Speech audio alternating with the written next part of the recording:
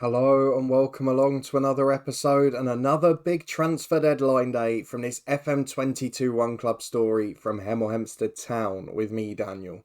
We're back today for part 97 of the Tudor Times and it's a big one. It's transfer deadline day. We've got 2 of our 3 summer targets in and we're looking for a left back. We're on the prowl with 15 hours to go.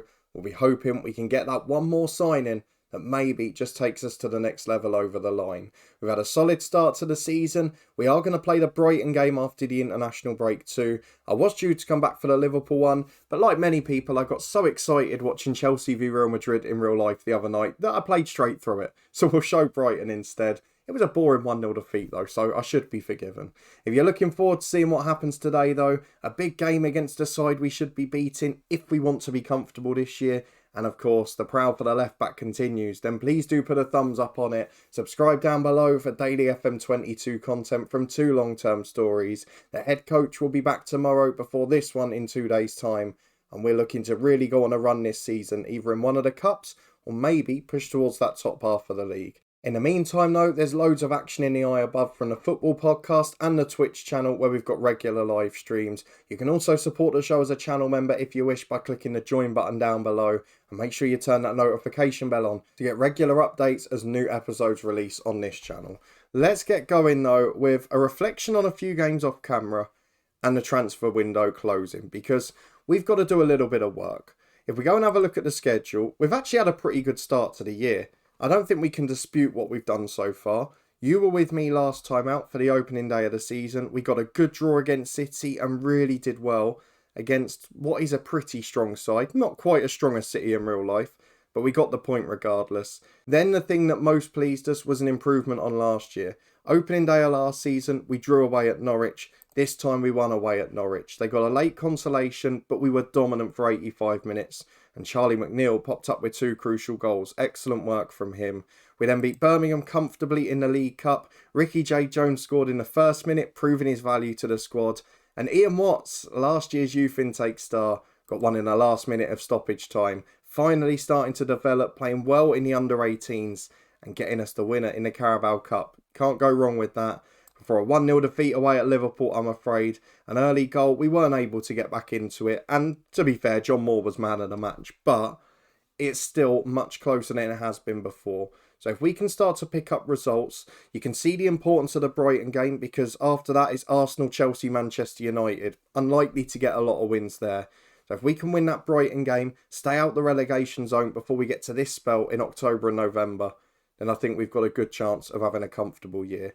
And with Peterborough the opposition in the 3rd round of the League Cup, maybe if we can get a good draw, we can focus on a run in that. That would be ideal as well, because maybe one of the cups is our best route into Europe at the minute. Although I'm probably thinking a little bit ahead on that front. Let's go to the transfers so you can see what might be happening on deadline day already. We nervously wait to see if Burnout or Hanifan get their release clauses met. Both of them have received offers just below it in recent weeks. And if we have a look at the transfer history, literally nothing has happened since you were last with me, other than the signing of a 3rd goalkeeper. Jordan Mumford from Hearts for 40,000. The reason I've picked him over others is that he's 17 years of age and qualifies for the under-18 squad. And for our development, it's really important that the under-18s get up to Division 2 this year. They finished 2nd last season, but with Mumford and Watts in the squad, I'd like to hope they can go a little bit further. So that is where we are at the moment. There's no bids going on as it stands for a left back.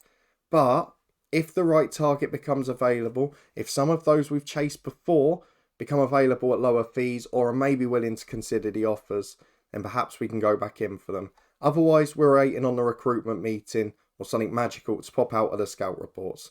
Through the day we go though, we're going to take part in transfer deadline day. We are being linked with a 31-year-old fullback. Not really the sort of player I want to be signing. I'd rather keep Danilo Jose as a backup for this year. We're being linked with a centre-half and a centre-forward. The centre-forward we've looked at loads of times, and the centre-half is 5'10" and can't jump. So as it stands, I can't see anyone coming in, but it will be dictated by whether someone triggers Burnell's release clause and whether a good left-back becomes available. We've got 15 hours to find out if that happens. We'll be back through the day if there's any news. Well, 13 hours to go. We've had our first offer of the day for Burnell, which is rejected from Watford. The director of football's made an offer for that short centre-half, which we're going to reject. And we've made a couple of ambitious offers. So, There's a left back from Brentford we've been looking at for a while, about 12 million quid. He's very solid and he's good in the air. He's the perfect type of fullback for us. But last time he wanted 60 or 70 grand a week wages, which we couldn't afford. What I'm going to hope now, no one else is wanting him, and it's deadline day. He's playing in the Championship. Is he maybe going to relent and reduce his demands a bit? Because the scout report says 37 to 47 grand a week, which I'm happy to pay. So we'll see what happens on that front. The other one, though, if not, is a little bit of a steal. Is someone I tried to get on loan earlier in the window, but they wanted 100% of his wages and 500 grand a month in terms of contribution, which is basically a 6 million quid signing for a year. And that man is Prince Shabinda from Arsenal. He is a brilliant young left-back, 23 years of age. He's got a determined personality, albeit he's not ambitious, which might help us get him. But now Arsenal have reduced their demands. No fees up front, 20% of his wages, which is about 5.25 grand a week, and an optional fee of 30 odd million, which we're never going to exercise. So this guy, I think, is probably the most likely, but it does give us the deadline day signing we're looking for, even if it's not the long-term solution. Well, we've had our offer accepted for Hemel Gomez too. I think, though, his expectations for wage are going to be just too high. It's up to 50 to 60 grand a week there. I don't know why he wants so much to come up to the Premier League. I don't know what he's earning at the moment, 40 grand. So why would you not just match that? He wants 73 there. I'm not even going to entertain it, because it's just too much. Our highest paid player at the moment is Ndu on 44 grand a week. And I don't really want to go above that sort of 45-50 bracket unless it's a world-class player, which it isn't. So Shabinda has got offers accepted from us, Fulham and Burnley. I just hope he joins us, otherwise we're going to be empty-handed on deadline day. Well, he has done the right thing in fairness. There's an offer from Marcus Morris for Adesi, who is a striker we've looked at before, but we got Carlos Torres for about a sick for the fee this summer, and he's no better. So at 25 years of age, we'll turn him down. Another Brentford player, actually, so I'm sure his wage demands would be ridiculous anyway. Ryan Young no longer wants to be transfer listed, which is a shame, because he's probably a prime candidate to go now we've managed to get Shabinda. But we'll see what happens with that one. We'll offer him out once more. Again, Adesi wanted a pretty silly wage anyway, so we're not going to worry about that for a backup. And Shabinda will join the club on loan. It's not the exotic big money future signing we wanted, but he's a very good left back to do a job this year. Experience of English football, experience with the language, and surely a very good addition to the squad for what is essentially 5 grand a week. We'll accept that, we'll get the deal done, and I'd call that a pretty good summer transfer window. And there's the confirmation, 3.5 star ability, 4.5 potential. He's one of the best fullbacks at the club, certainly deserves a starting spot. I wonder if he'll displace Albi Armin pretty quickly. Derby have come in for Ryan Young for 2.6 million. So that could be a good way to make a profit, actually. He's 26, he's a little bit injury prone. We got him on a free a couple of years ago, don't forget. So I'm going to accept that offer. If we can make a profit doing those deals, I think we've had a very good day. Well, hang on a minute, because our director of football has made an offer for Mark Doncourt, a centre-half. And he looks like he's very good. It's a lot of money, 23.5 million, so he should be good. But 3.5 star ability, 4.5 potential. What's he like? He is 6'2". He's not great. He's not good enough on the ball. He's not great technically. He doesn't warrant the money he's asking for. And in terms of wages, he wants 50 to 70 grand a week. So again, we're going to turn that down. But good to see Morris making offers for better players. Let's see if Young leaves and if anything else happens the rest of this deadline day. Well, the latest of our director of football offers were Jonathan Panzo, who is now mid-30s, or 31, sorry. We've also got Gomez, who we tried to sign earlier in the day. Looks like he's off to Dortmund. They made a slightly smaller offer. Now they've upgraded it. And Ryan Young is off to Derby. 2.6 million. Really solid player for us the 2 Premier League seasons. First choice the first year. Decent last season. But he's wanted to move on for a while. He's not going to sign a new deal. So for 2.6 million, we made a profit and got in a better left back to replace him. I'm fairly happy with that. Well, I do find it very strange with 3 hours to go that the director of football's gone back to big money for average players that were all pretty old as well. Is this the first young one he's gone for? 23-year-old Mikey O'Rourke from Hibs. 3-star ability, 3.5 potential. He's actually alright, and if we'd still been a championship club or it had been our first season up, I probably would have gone for him. He's got much more reasonable wage demands, but we don't need a centre midfielder. And I don't think he really improves us. And is it unfair to sign him and then not play him? Or is it a deal worth doing? I don't know. He seems not great for 8 million quid, so I'm going to reject it because we don't need that player. We've got to remember our motto now. If we're going to sign people, it needs to be a big upgrade, or it needs to be a position we desperately need a replacement. And Mikey O'Rourke fits neither of those bills. And don't forget, we got Terry Clark coming back next season too. Well, transfer deadline day is over. 1 in, 1 out on deadline day. I find this Bernal situation really weird. Any of these clubs, if they really wanted him, they've only got to bid 2.5 million more and they can just take him out of our hands. They can take the negotiation away.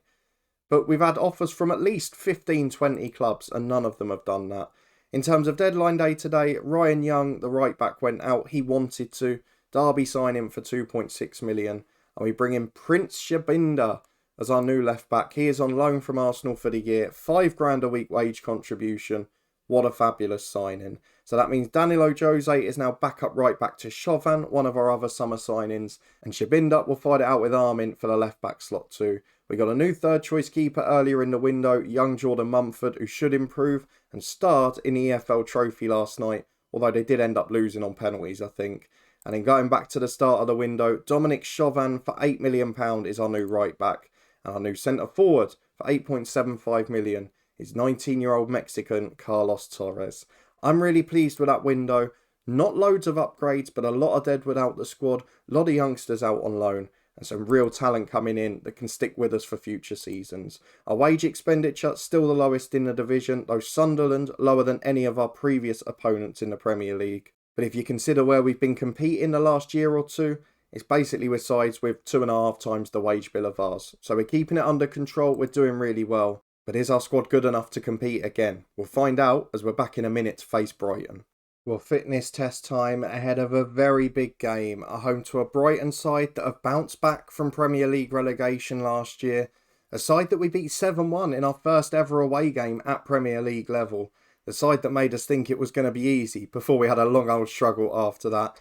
But ultimately, they're the side that kept us up. So it's Hemel Hempstead Town v Brighton. We've got 4 points from our 3 games. Brighton have got 1 from their 3. But we know that every side's got a bigger budget than us, and that makes every game a very difficult challenge. They've still got Balogun and Masengo, 2 players that are real at the start of the game. We'll see what else is there when we get into it. Looks like Jason Knight is their number 10, but not too many other than that. Is that Brandon Williams? It is, at left back. So we'll see how many of them start as we sell out Kenilworth Road again. This is the side that faced Liverpool. Torres made his first start, but wasn't great in truth. So I think I'm going to bring back McNeil there. We've got a week off after this. It's after next Saturday. We then have the Carabao Cup. I think Shabinder will come onto the bench. Bernal will come back into the team. And Kaplan will replace young Ian Watts there in the 20. So that's going to be our squad. I'm not going to bring Shabinder straight into the 11. He is also going to be ineligible against Arsenal, which is next week. So I don't want to unsettle the squad too much and have chopping and changing in the back 4. He'll come in from the start against Peterborough in the Cup. Then we'll work from that stage. But now our 11 is going to be John Moore in goal. Chauvin and Albiam in the fullbacks with Hanefan and Striker as centre-half. Bernal and Du, Moreira and Cordes the midfield diamond. Moreira, subject of a tug-of-war of bids from Leicester apparently in January, if the media are to be believed, with Mario Ricker and Charlie McNeil up front, and probably the strongest bench we've ever had at Premier League level. So let's go and get into the game today. It is a big one against Brighton. We had a good transfer deadline day. We're happy with our summer window, but it counts for nothing if we lose against a relegation rival. Well, 2 changes for us, 1 for Brighton, and we are seeing most of those names in the team too. Scott McKenna's on the bench, James McAtee, the youngster from City, not much else other than that. So let's go and get into the first half, ask the lads to impress us. We've performed pretty well at the start of this season. If we can do that today, I'd fancy a win. Well, it's not been a good start. I'm demanding more from the lads. We're yet to have a shot with 15 gone. Brighton have had 3 or 4 already, as Moreira gets the ball at the back to Albi Armin. He plays down the line to McNeil, into Cordes. It's just overhit though, and he can't quite get a foot on it as it goes all the way through to Hanefan and Moreira. But now wins it back. Excellent work from him to Arthur and Du and Striker. Back to the keeper. Pretty patient. We're not trying to build up too quickly. But we are allowing Brighton to get men behind the ball, which doesn't really help us. As McNeil through to Cordes. This might be the one. Great ball for Mario Ricca. And it just about gets cleared off the line. A sliding challenge and the goalkeeper combined to slow down the Ricca shot. It didn't look like he was going to get there first, in fairness. But then brilliantly off the line from Brandon Williams to keep it 0-0 with 18 gone. As John Moore drops it at his feet and plays short out to say striker. He goes wide to Chauvin. Time to run down the line, and he has looked very good. Won Young Player of the Month in the Premier League last month, which is an incredible effort for his first 3 games at the club. As Bernal finds Moreira and Cordes. Got a man over on the left, instead plays Ndu. McNeil finds Ricca. It's a brilliant run from Arthur Ndu. And that is scintillating football. It's taken us 15 minutes to wake up, but when we have, we've carved Brighton open twice in 3 minutes. It's a stunning move. The triangle passes are working fantastically. And we're just playing through the middle at ease, as Chauvin plays into Arthur Ndu. The goal scorer finds Ricca, Cordes running off him. Got McNeil with him, goes alone though. The keeper saves it, forces it wide to McNeil. His cross is blocked by Colwell, but it's starting to look like a demolition job. What we've got to be wary of is the fact that it's only 1-0. And we've not won a game by more than a goal this season in the league. And every game has been decided by one, which suggests we're not going to be ruthless and take loads of chances. Unless we can do what we did the first season against Brighton, as Dover gets it on the right. Down the line, Brighton on the front foot again. Don't rule out their attacking threat, because they have got a little bit of one. And it goes into Vanderlei as they try to switch their tack, They lose out to Cordes in the centre circle, though. Finds Charlie McNeil. He comes down the left to Cordes. Into Ricca, 1-on-1. Mario Ricca puts it in. 2-0 Hemel Hempstead. And this is the sort of game that tells me I don't think we're going to be in relegation trouble this year. The strong performance on point against City, the containing job away at Liverpool, the strong win away at Norwich. And in this performance, the way we're carving a team open as we nick it high again with Chauvin tells me we're going to be just fine. As McNeil finds Ricca, great save by the keeper. He's now keeping it respectable. Half an hour gone, 2-0 Hemel Hempstead. And we're up to 6th. Who would have thought that? Even 4 games in we'll celebrate. As Cordes, through ball to McNeil, it's just overhit again. But we're getting so much space in that number 10 role. Cordes is having a field day. A striker to Chauvin and Ndu. Up to Ricca. Cordes is unmarked again. He finds him. He's got acres of space. But his shot goes just wide. I tell you what, if he doesn't score today, he's failed. Because he's getting acres in that number 10 position. As we've got a corner kick with 5 to half time. Cordes puts it into the back stick. Chauvin loses out in the air. It falls for Arthur Ndu though on the left wing. Takes on his man to the byline. Crosses back to the edge of the box. Nobody's there apart from Ricca, who's now picked up an injury. Just when the day was going too well. Bernal finds Chauvin. Back to striker.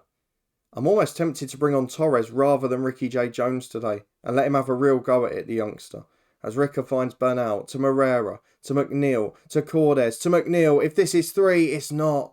We could have made the change. They're playing out dodgily from the back. They lose it on the edge of the box. Cordes finds Ricca, who puts it wide.